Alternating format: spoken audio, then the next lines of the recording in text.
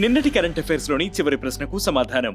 2024-25 ఆర్థిక ఏడాదిలో భారత రక్షణ ఎగుమతుల్లో ఎంత వృద్ధి నమోదైంది? 2024-25 ఆర్థిక సంవత్సరంలో భారత రక్షణ ఎగుమతులు 23,622 కోట్లకు చేరుకున్నాయి. 2023-24 ఆర్థిక సంవత్సరంతో పోల్చితే ఇవి 2,539 కోట్లు పెరిగాయి. అంటే గత ఏడాది కంటే 12.04% వృద్ధి నమోదైంది.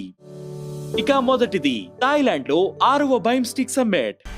థాయిలాండ్ లో 6వ బైమ్స్టిక్ సమ్మిట్ ప్రారంభమైంది. భారత ప్రధాని మోదీ ఈ సదస్సులో పాల్గొన్నారు. బైమ్స్టిక్ దేశాల మధ్య చెల్లింపు వ్యవస్థతో యూపీఐ అనుసంధానం కోసం పిలుపునిచ్చారు.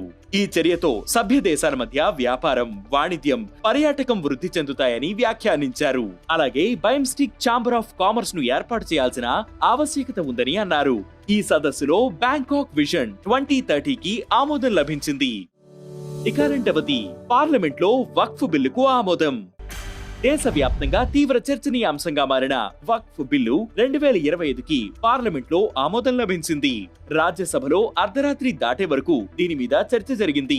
కేంద్ర మైనారిటీ వ్యవహారాల శాఖ మంత్రి కిరణ్ రిజిజు జవాబుల తర్వాత సవరణల వారీగా ఓటింగ్ నిర్వహించారు.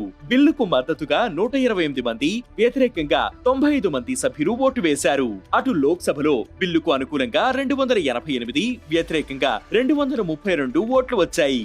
రాష్ట్రపతి ఆమోదముద్ర లభిస్తే ఈ బిల్లు చట్టంగా మారనుంది.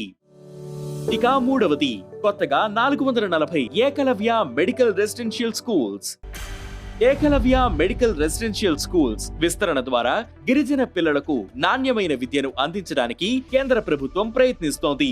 440 కొత్త పాఠశాలలను స్థాపించడానికి ప్లాన్ చేస్తోంది. 2011 జనాభా లెక్కల ఆధారంగా 50% కంటే ఎక్కువ ఎస్టీ జనాభా, కనీసం 20,000 మంది గిరిజన జనాభా ఉన్న ప్రతి బ్లాక్ ఈ స్కూల్స్ నుంచి ప్రయోజనం పొందేలా చూసుకోవడం దీని లక్ష్యం. ఇక నాలుగవది ఎన్పిసిఐ ఎగ్జిక్యూటివ్ డైరెక్టర్ గా Sohini Rajola. National Payments Corporation of India executive director గా సోహిని రాజోలా నియమితులయ్యారు. పేమెంట్స్ అండ్ డిజిటల్ బ్యాంకింగ్ రంగంలో ఆమెకు అనుభవం ఉంది. ఇంతకు ముందు ఆమె వెస్టర్న్ యూనియన్ లో ఆసియా పసిఫిక్ రీజనల్ హెడ్ గా, యాక్సిస్ బ్యాంక్ లో digital banking head and cards head గా పనిచేశారు. ఇక ఐదవది వ్యవసాయ రంగం కోసం కృషి నివేశ్. వ్యవసాయ రంగంలో పెట్టుబడులను క్రమబద్ధీకరించడానికి భారత ప్రభుత్వం కృషి నివేశ్ అనే డిజిటల్ ప్లాట్ఫామ్ ను ప్రారంభించింది. ఈ చొరవ పెట్టుబడిదారులకు పారదర్శకత పెంచడం లక్ష్యంగా పెట్టుకుంది. ఇది వ్యవసాయం, ఫుడ్ ప్రాసెసింగ్ అండ్ పునరుత్పాదక ఇంధనం వంటి బహుళ మంత్రిత్వ శాఖల నుంచి సమాచారాన్ని ఒకే చోట తెలుసుకునేలా చేస్తుంది. ఇక ఈ రోజు current affairs question: network readiness index లో భారత్ ఎన్నో స్థానంలో ఉంది?